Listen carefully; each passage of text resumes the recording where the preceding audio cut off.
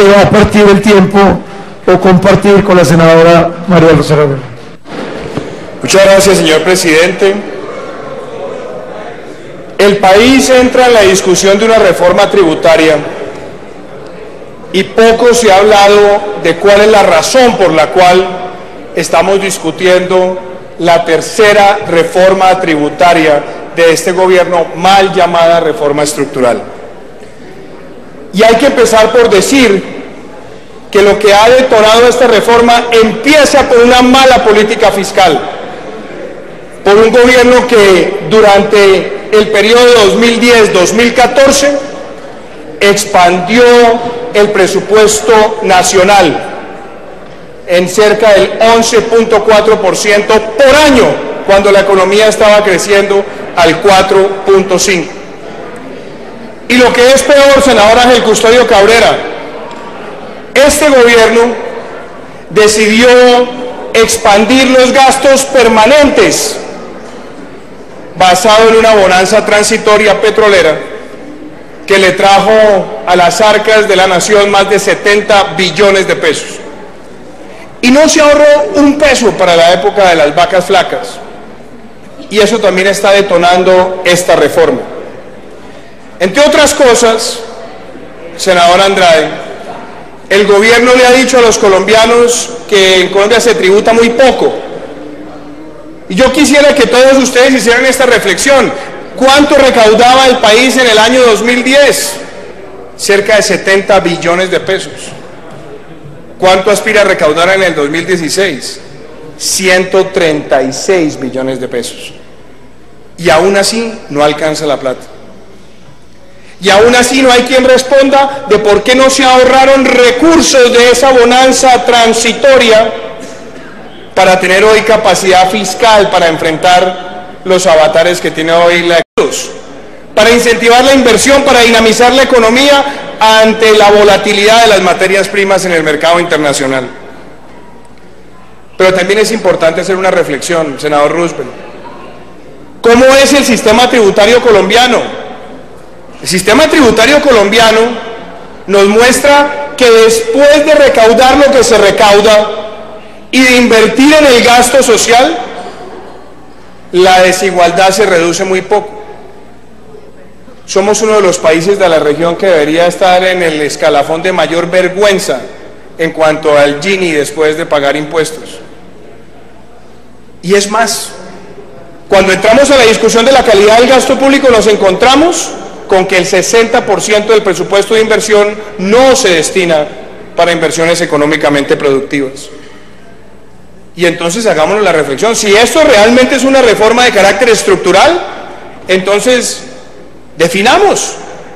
Primero, si el sistema tributario colombiano es favorable a la inversión, al ahorro, a la productividad, a la formalización, a la competitividad, y si esta reforma conduce a resolver esas ausencias. Y la respuesta es que no, senador Soto. Esta reforma no corrige esos males que tiene el sistema tributario colombiano. Y eso, por supuesto, me lleva a la otra pregunta. ¿En qué momento llega esta reforma? Llega cuando tenemos el peor crecimiento de nuestra economía desde el año 2009. Llega cuando tenemos una desconfianza del consumidor que genera escalofrío. Llega cuando la inversión extranjera directa en sectores estratégicos está disminuyendo, cuando la balanza comercial del país es profundamente negativa, cuando, como lo denunció hace 2 días el propio superintendente financiero, la cartera morosa de las empresas está creciendo aceleradamente. Y hablemos de los sectores. Esta reforma llega cuando la expectativa de crecimiento del sector agrícola para el año 2016 es del 1.5%.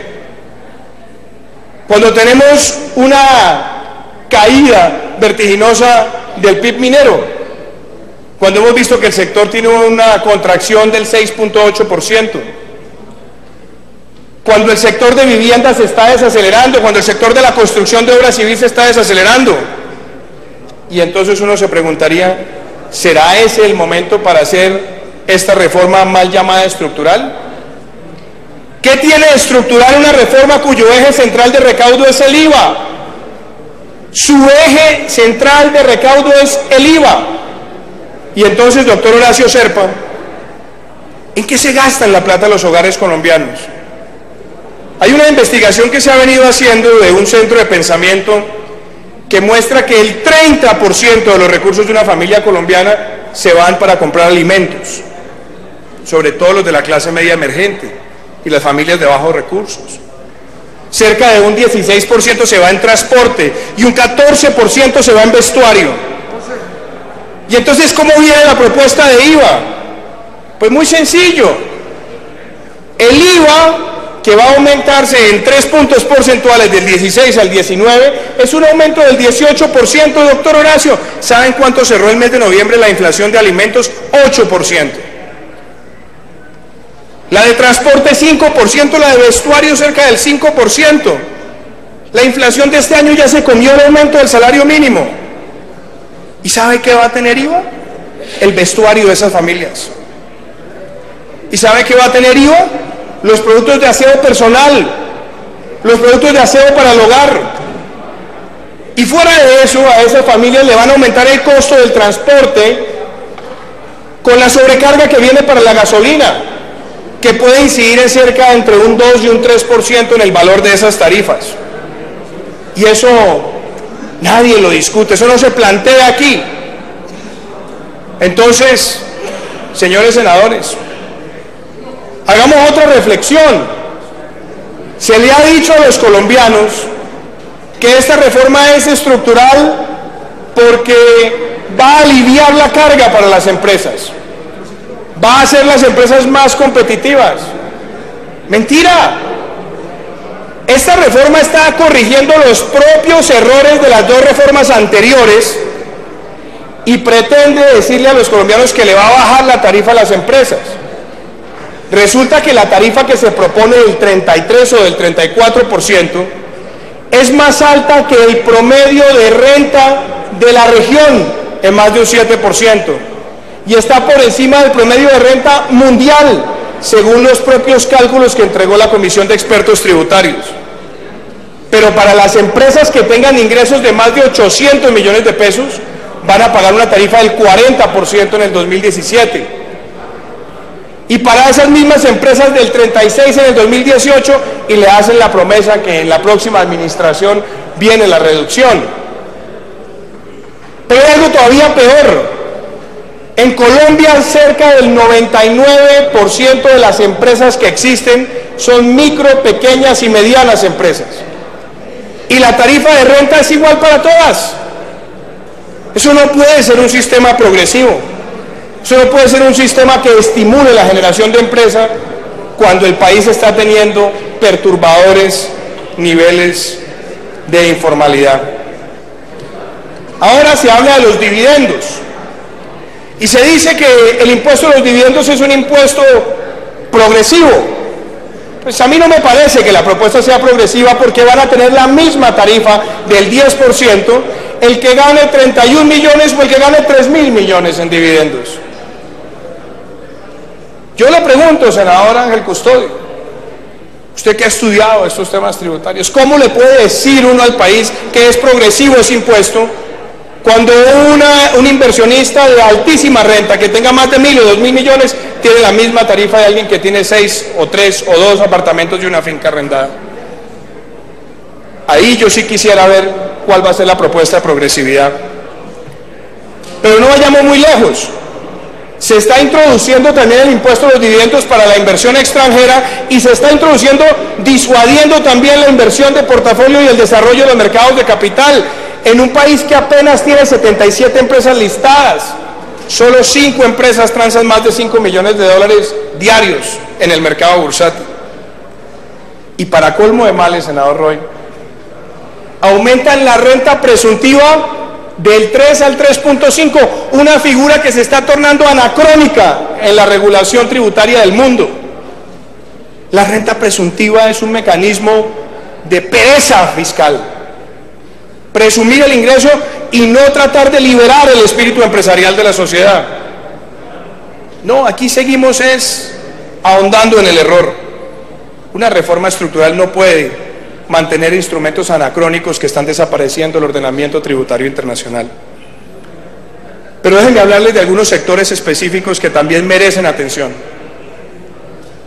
¿Debe Colombia progresar en materia de tecnología? Claro que sí.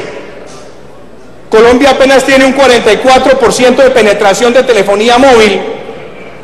¿Y qué hacemos acá? Grabamos con un 4% los planes de datos. Le ponemos un IVA del 19% a los teléfonos inteligentes de más de 654.000 pesos, porque eso no se corrigió. Con eso pretendemos que el país aumente el acceso de la clase media a la tecnología de calidad cuando estamos viendo la revolución del Internet de las cosas en el mundo. ¿Cómo es posible que un país que tiene 51% de piratería en el mercado de software introduce un IVA del 19% para seguir alimentando más esa ilegalidad sin tener mecanismos eficaces para contrarrestar eso? Aquí se ha hablado de las zonas francas también. Y sí, las zonas francas han generado debate, pero defendamos también las cifras de las zonas francas en el país y entendamos por qué existieron y que estas figuras han sido propias de países que han atraído inversión de calidad en sectores con valor agregado. Las zonas francas en Colombia implican inversiones de más de 39 billones de pesos, cerca de 220.000 empleos, cerca de 2.000 millones de dólares en exportaciones. Y se habló siempre de la estabilidad jurídica. ¿Cuál estabilidad jurídica? Ahora pasar del 15 al 20 y generar después la incertidumbre para pasar del 20 al 25. ¿Así es que vamos a competir con los países que garantizan estabilidad jurídica? Aquí, por ejemplo, se ha hablado mucho de la pequeña y mediana empresa. Y fuera de esa denuncia que acabo de hacer, donde el régimen de renta es igual para la micro, la pequeña y la mediana con la empresa grande, no estamos buscando mecanismos para simplificar la tributación de las empresas más pequeñas. Y si eso no lo hacemos, vamos a profundizar aún más la informalidad en el país. Las industrias creativas de las que tanto hemos hablado, en un país donde hay tanto talento y talento que entra a estas industrias para encontrar un modo de vida, ahora resulta que la gran propuesta de la reforma es ponerle un IVA del 5% a todos los instrumentos musicales, a las revistas, a desmontar los regímenes que había de beneficio para la industria editorial, y fuera de eso el 33% de renta cuando se constituyen en empresas. Yo quisiera referirme también a otros aspectos muy puntuales. ¿Son ustedes conscientes, senadores, que con esta reforma se va a incrementar la carga tributaria a las notarías? Carga tributaria que se le traslada después al ciudadano con los servicios diarios, cuando lo que necesitamos es más presencia de ese servicio de manera más accesible, con mejor tecnología para el ciudadano. ¿Sabían ustedes que, por ejemplo, en la exención del 4 por mil para la repatriación de capitales se exige en esta reforma que tiene que ser en el mismo banco donde tiene cuenta la persona y no poder tener la posibilidad de competir para la conversión en las mesas de dinero de esa repatriación, cuando hay un banco que tiene el monopolio de ese servicio? Eso no es buena política tributaria. El monotributo, del cual se ha hablado tanto, el problema estructural del monotributo es que está cambiando la filosofía de cómo se aproxima la tributación. Entonces a unas empresas las graban por ingresos y a estas por ventas. ¿Eso cumple el precepto constitucional de equidad? Por supuesto que no. Y eso inclusive lo han reconocido públicamente miembros de esa comisión de expertos. El impuesto a la gasolina, que se llama impuesto verde, no tiene ningún sustento en el documento que diga cuál va a ser el impacto en la reducción y la captura de gases efecto invernadero con esa medida. Pero eso sí, se le traslada el costo al ciudadano, y eso sí va acompañada de otra medida, que es gravar con impuestos al gas a la industria colombiana. Hay empresas que van a tener que pagar más de 2.000 o 3.000 millones de pesos solamente por esa medida, en momentos donde se desacelera la industria colombiana, donde lo poquito que ha logrado sacar a flote lo ha hecho por la existencia la inversión en Reficar. De lo contrario, el crecimiento sería mediocre. Todos estamos de acuerdo con el impuesto al tabaquismo. Todos. Porque queremos enfrentar ese problema de salud pública. Pero pasar en 2 años de 700 a 2.000 pesos por cajetilla en un país donde no hay un mecanismo.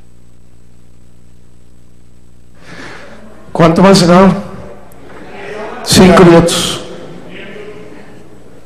Con esa medida, usted comparte el tiempo, ¿eh? 5. Con esa medida, lo que van a hacer es incentivar más contrabando. Por eso lo que deberíamos plantear es hacerlo escalonado en 4 años. Estamos de acuerdo con que se enfrenten las sin ánimo de lucro que se visten de sin ánimo de lucro.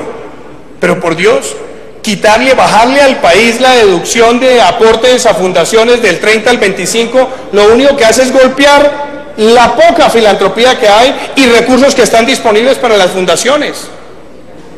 Enfrentemos lo que sea el mal uso, pero no desnaturalicemos el propósito de la filantropía.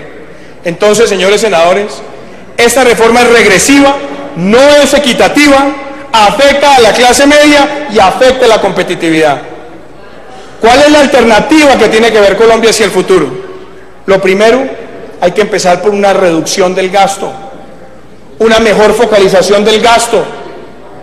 Hay que empezar a hablar sobre la eficiencia tributaria en materia de combate contra la evasión, que si se hiciera eficazmente reduciría sustancialmente esa brecha fiscal que tiene el país y podría casi que equivaler a una reforma tributaria. Y hay que pensar en reducir impuestos, señores senadores. Tenemos que ver cómo con esa eficacia, esa reducción del gasto, podemos reducir impuestos y ampliar bases, dando ejemplo de buena política fiscal, con un sistema más progresivo que estimule la inversión.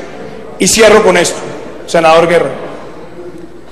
Aquí no se ha hablado de un gran problema que tiene el país, y es que esa regla fiscal va a obligar al próximo gobierno a hacer un ajuste de 2 puntos del PIB en apenas 3 años. Con una economía con este nivel de crecimiento, aquí no va a haber recursos dentro de esa regla para poder cumplir las presiones de gasto, inclusive las que se deriven de lo que aquí mal han llamado posconflicto. Pero sí hay un reto para hacer, y es corregir esa regla fiscal, esterilizando esa renta petrolera para no volvernos a gastar la fiesta y pateando la meta del 2022 al 2026. Eso liberaría cerca de 10 billones de pesos por año que el país lo necesita para hacer inversión de calidad. De manera, senadores, que la alternativa está dada, pero serán ustedes los que tendrán que cargar con el costo de aprobar una reforma que le pasa la cuenta del derroche a los bolsillos de los colombianos. Muchas gracias, presidente.